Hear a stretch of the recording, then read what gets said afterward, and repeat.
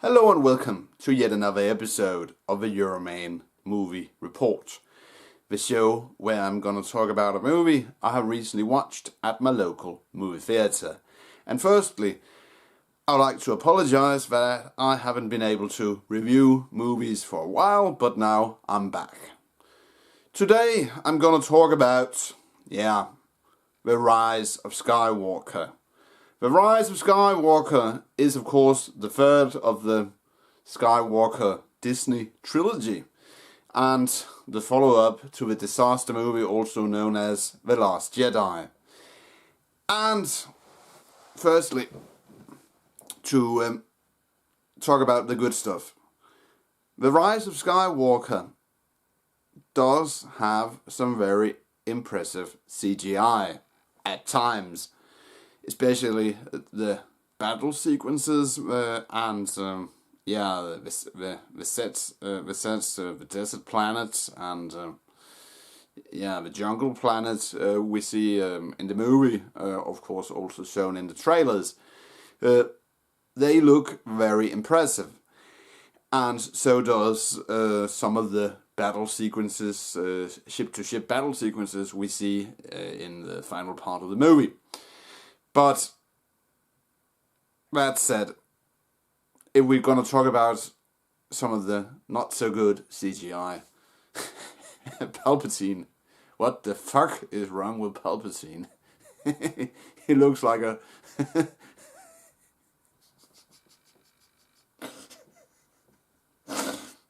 sorry. He looks like a freak. He looks like a freaking puppet on a string. and there's a scene, and of course, sorry, this video will contain spoilers. There's a scene after he has been regenerated, where he's suddenly wearing this red disco 1970s shirt. You almost expect him to go.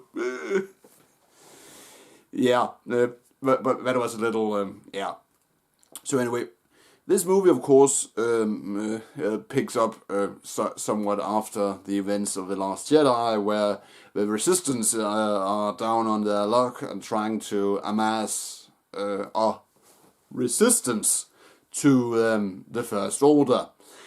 And in the title scroll it says, oh, and then there has been this secret signal from the unknown regions of the Star Wars galaxy about someone who sounds like Palpatine wanting to enact his revenge. Maybe this movie should have been called the Revenge of Palpatine instead. But yeah. And then, of course, our heroes, Finn and Rey and the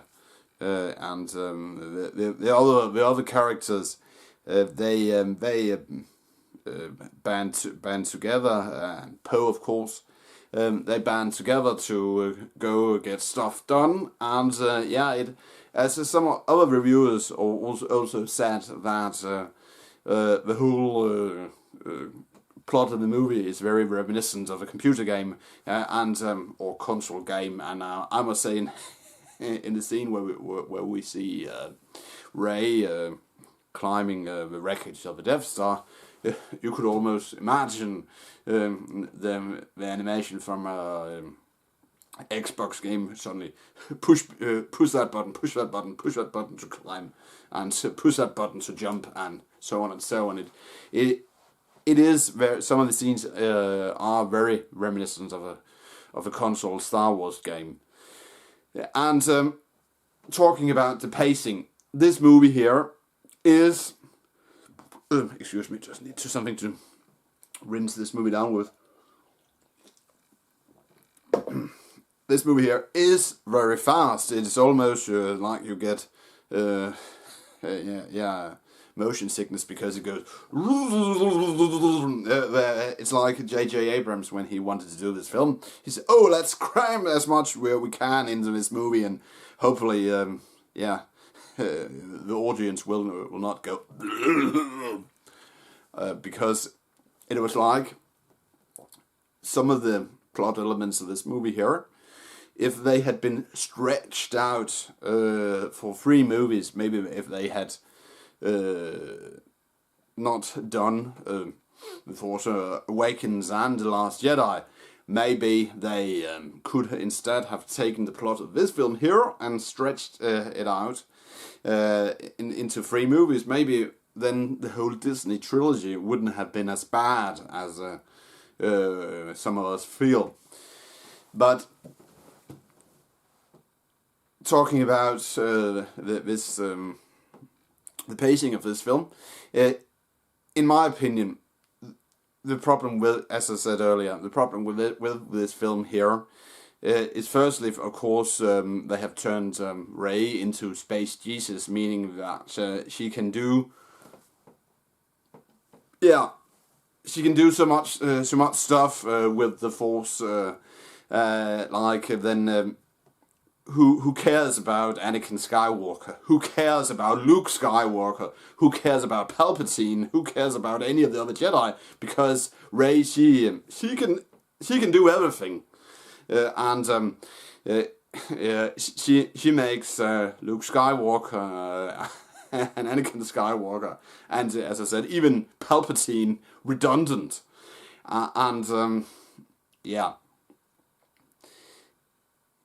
As I said, this movie, it isn't bad per se, but it is not good either. And if you're looking for consistency in a Star Wars film, if you loved the original trilogy, if you loved or liked the prequels, then you will probably be disappointed about this film to some extent. But that said, it does have, it is stitched together, and when the main characters, they arrive at certain places, then, do you remember that from Star Wars episode 7? Do you remember that from Star Wars episode 6 and episode 4 and episode 1 and it is almost like that. J.J. Abrams, he said, we need to cram as much stuff into this movie as we can, and then making the fans go and ooh. Excuse me, I just need something more to drink. The acting,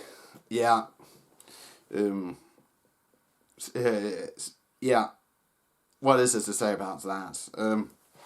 John Boyega, his character isn't as clumsy as in the previous 2 Star Wars films, and Rey, she almost goes like this in every scene. I don't know if it's her acting coach who told her originally, if you need to show emotion, then you need to show teeth.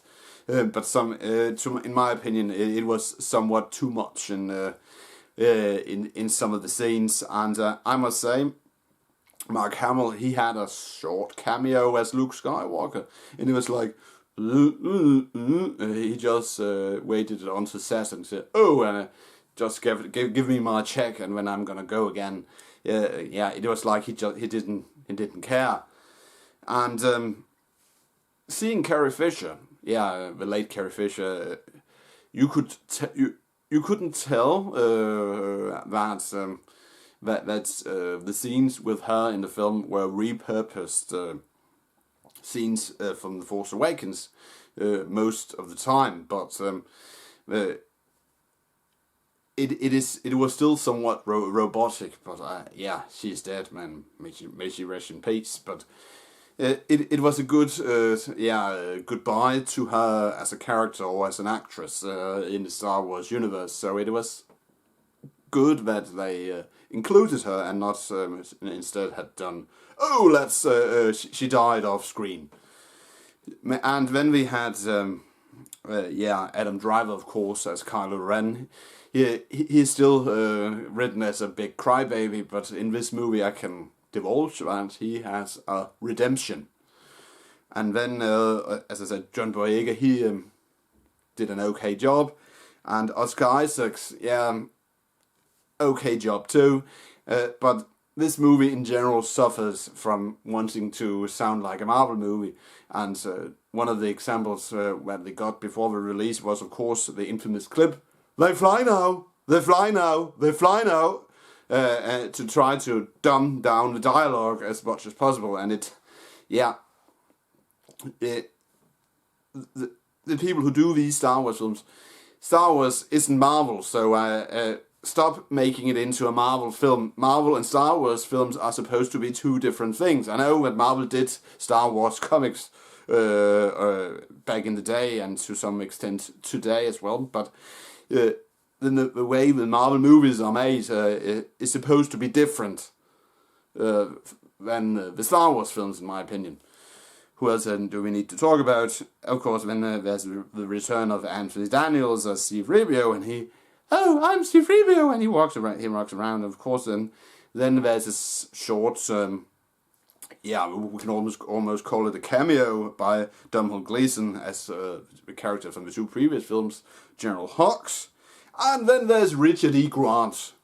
And I must say, Richard E. Grant's character, he was great at playing this asshole. I wish I wish he had more scenes in the film, because he did a very good job at playing this First Order / Final Order / Empire, anal retarded asshole.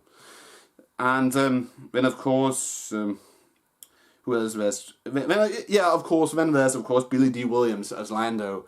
To me, it seemed that he seemed just happy being back on the big screen. So kudos to him for him returning as Lando. And then of course there's Ian McDiarmid as Palpatine. And as I said in the beginning of this video, the makeup, him being a puppet on a string, he can still say, "Do it," and some of his iconic lines from the original trilogy, and to some extent, of course, also the prequels. But it wasn't the same Palpatine. Of course, Ian McDiarmid has gotten older, but it was his return was, in my opinion, somewhat poorly executed. and then, of course, as I said earlier, this film, his red disco shirt. And to sum it up, this movie here it's rushed, and it ignores so much of the previous Star Wars films. It almost destroys, in my opinion, some of the established movie lore in regards to who does what, and etc. etc. etc. And what else can I talk about?